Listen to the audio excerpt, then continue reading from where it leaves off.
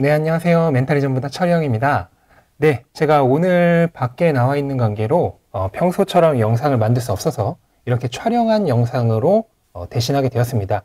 원래 오늘은 쉬려고 했는데 또 워낙 중요한 이벤트가 있었기 때문에 이렇게라도 영상 올리게 된 점 양해 부탁드립니다. 네, 오늘 장 시작하기 직전에 8월 CPI가 발표가 됐죠.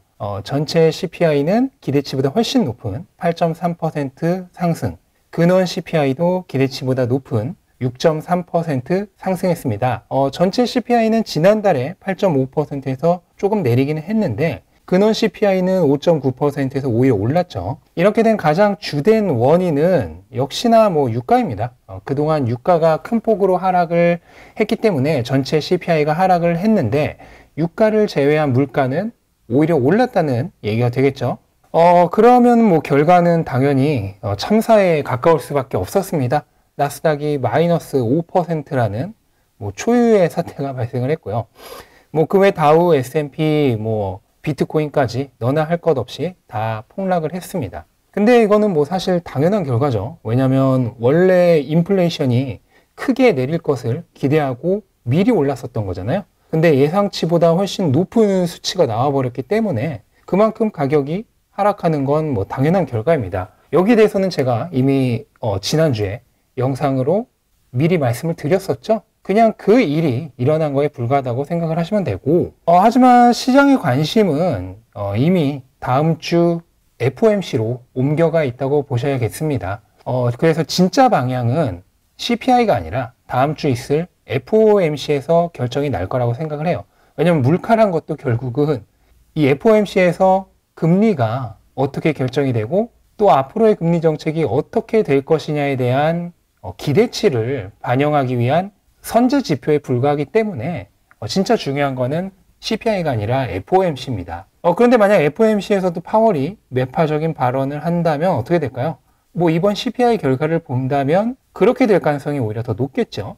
그리고 시장은 이미 파월이 FOMC에서 아직 물가가 안 잡혔으니까 금리를 더 공격적으로 올리겠다. 이런 식의 얘기를 할 것을 미리 예상하고 지금 그 부분까지 가격에 반영하고 있다고 보시면 될 것 같습니다. 그러니까 인플레이션 발표 전에 CPI가 내려갈 거를 기대해서 주가가 미리 올랐었다면 지금은 그것만 빠지는 게 아니라 다음 주에 FOMC에서 파월이 안 좋은 얘기 할 부분까지 미리 반영해서 가격이 내리고 있는 거라고 보시면 될 것 같아요. 근데 제가 또 바로 어제 영상에서 너무 걱정할 필요 없다고 했죠. 왜냐면 이 장기적인 인플레이션 기대치는 지속적으로 하락하고 있습니다. 이번 CPI가 발표되기 이미 훨씬 전부터 5개월 거의 반년 전부터 지속적으로 하락하고 있어요. 그래서 저희처럼 경기 사이클을 모두 돌 정도의 타임라인으로 저는 최소 2번은 돌 정도의 타임라인으로 투자를 하라고 말씀을 드리고 있죠. 물론 이 영상을 보시는 분이 장기 투자자가 아니실 수 있지만 저와 같은 장기 투자자라면 하나도 걱정할 문제가 아닙니다.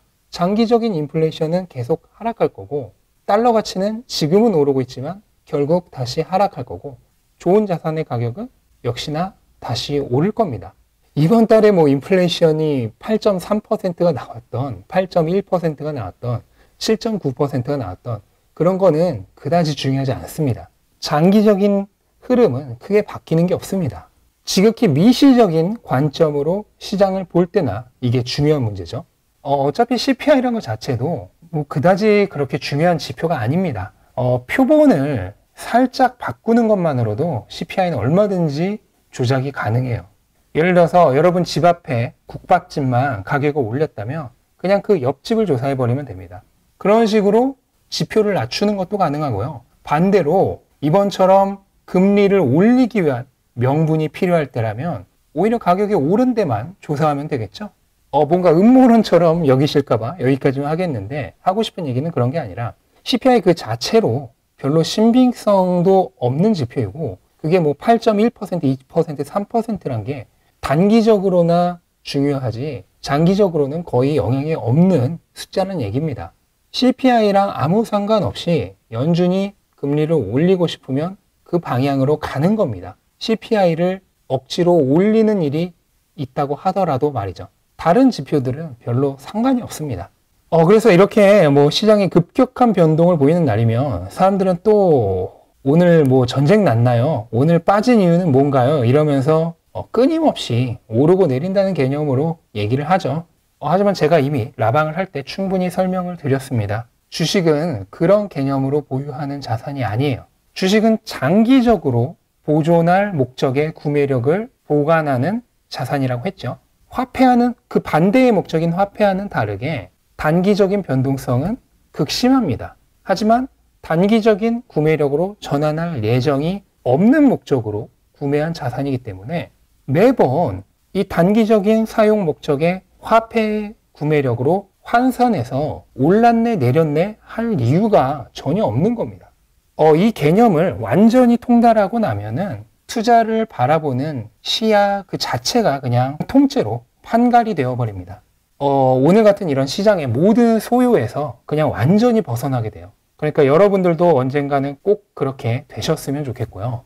이 개념이 아직은 조금 너무 어렵다 하시는 분들은 조금 더 단순화해서 생각을 해보시기 바랍니다. 주식이란 거는 미래의 내재 가치 성장 가능성보다 지금의 시장의 가격이 더 싸기 때문에 구매를 하는 거죠. 그리고 그 미래 가치가 실현되는 기간은 설사 가치주라 하더라도 뭐 이 최소 2, 3년은 잡는 건데 제 채널 보시는 분들은 뭐 가치주 투자하시는 분들은 거의 없을 테고 뭐 기본이 애플, 구글 그리고 테슬라 아니겠습니까? 그런 주식들은 뭐 최소 5년에서 10년을 바라보고 투자를 하는 겁니다.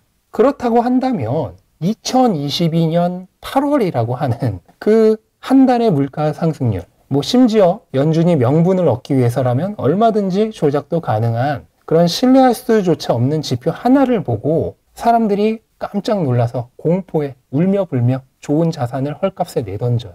이게 두려워할 일인가요? 아니면 기뻐할 일인가요?